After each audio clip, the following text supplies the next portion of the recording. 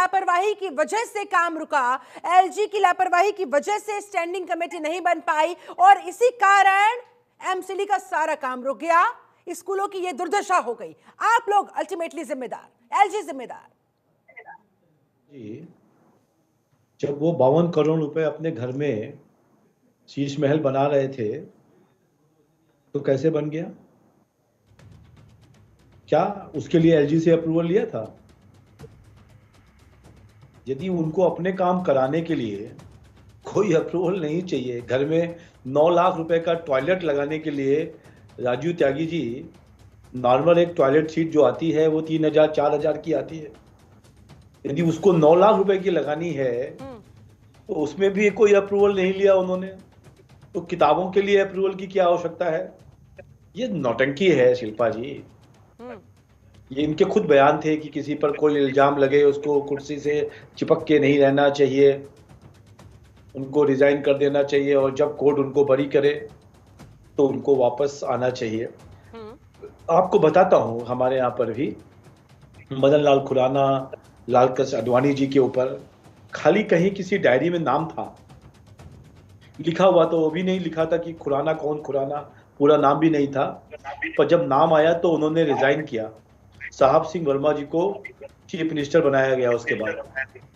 तो जो बताना चाहता हूं मैं कि एक नैतिक विचारधारा भी होती है, एक नैतिकता के आधार पर आप इसको रिजाइन करना चाहिए।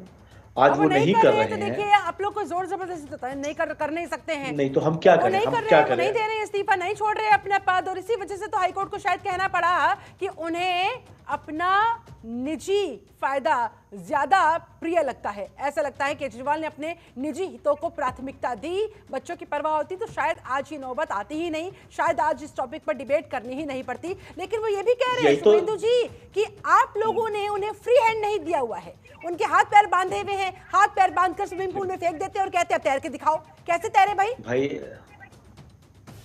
मैंने अभी आपको एग्जांपल दिया शिल्पा जी, दिल्ली का तो सबसे अच्छा मॉडल था इनका।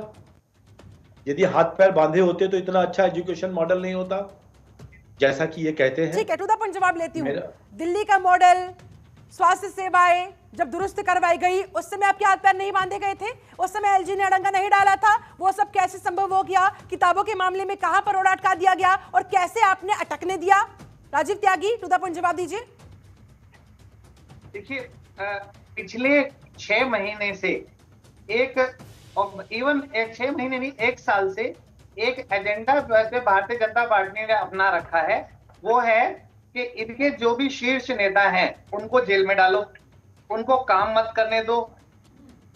पहले एलजी के थ्रू अड़ंगा डालते थे, अब एक नया अड़ंगा शुरू हुआ है कि जेल में डाल दो। अच्छा, जबकि इनके पास कहीं कोई सबूत किसी चीज का नहीं मिलता है। संजय सिंह जी जो है वो 6 महीने जेल में रह के वापिस आ जाते हैं, उनके खिलाफ कोई सबूत नहीं मिलता है। अभी ये इस समय एमसीडी का जो है वो सबूत है, स्टैंडिंग कमेटी का गठन नहीं होने दे रहे हैं कि ये मेयर के चुनाव के लिए रोक लगा है। इनको पता है कि जो है मेयर जो है वो आम आदमी पार्टी का बनेगा। पकड़ बैठे हुए किसी शख्स को पकड़कर जेल के पीछे डाल दिया जाएगा बिना किसी सबूत के, बिना किसी प्रूफ के। यही तो चिंता का, अब वो अलग बात है कि दोनों पक्षों की तरफ से जो चीजें बताई जाएंगी, जो सबूत रखे जाएंगे, जो दलीलें दी जाएंगी, कौन सच साबित होता है कौन झूठा, वो बात की बात है। लेकिन हिमांशु कुमार, फिलहाल तो अरविंद केजरीवाल से इस्तीफे की मांग फिर से जोर पकड़ने लगी है। कह रहे कि भाई शर्म आनी चाहिए, बच्चों को किताबें तक मुहैया नहीं करवा पाए और चले हैं दिल्ली बदलने। देखिए शिल्पा जी, सबसे बड़ी बात है इस सारे वस्तु स्थिति को मैन्युअली समझने की आवश्यकता है। ये भाजपा चाहती है विपक्ष मुक्त शासन और सत्ता में कहीं कोई रुकावट नहीं हो। दिल्ली जैसे जगह पर यह आम आदमी पार्टी की जो चुनी हुई सरकार है उसको कमजोर करना चाहती है, उसे बदनाम करने का प्रयास कर। इसके कुछ उदाहरण है। एलजी ने गैर कानूनी तरीके से पार्षदों का मनोनयन किया। एलजी का जो दिल्ली में नियम है उस नियम के तहत 10 पार्षदों का जो मनोनयन था वो नहीं हुआ। जो 1991 के 239 ए का नियम है जो प्रभाव में आने के बाद आज तक ऐसा कभी नहीं हुआ था कि बिना चुनी हुई सरकार के सहमति से आप पार्षदों का मनोनयन, जिसको एल्डरमैन कहते हैं, उसका मनोनयन पहली बार इन लोगों ने किया है। ये मोनोपोली किया। दूसरा जो नियम है दिल्ली नगर निगम के अधिनियम 1957 धारा 3B और 1, यह धारा कहता है कि जो चुनी हुई सरकार है उनके सहमति से ही एल्डरमैन की नियुक्ति हो। आज जो किताब वाली बात है वह इस कारण से रुक गई क्योंकि स्टैंडिंग कमेटी का जो होना चाहिए, स्टैंडिंग कमेटी का निर्माण होना चाहिए, वो निर्माण नहीं हो पाया एलजी की जो हठधर्मिता थी उसके कारण। और इसको लेकर के सुप्रीम कोर्ट में मामला दर्ज है और सुप्रीम कोर्ट ने एलजी को नोटिस भी किया है। तो हमारा स्पष्ट मानना है कि एलजी और के माध्यम से भारतीय जनता पार्टी दिल्ली में चुनी हुई सरकार को पहले तो अस्थिर करना चाहती थी, अब बदनाम करने का भी प्रयास कर रही है।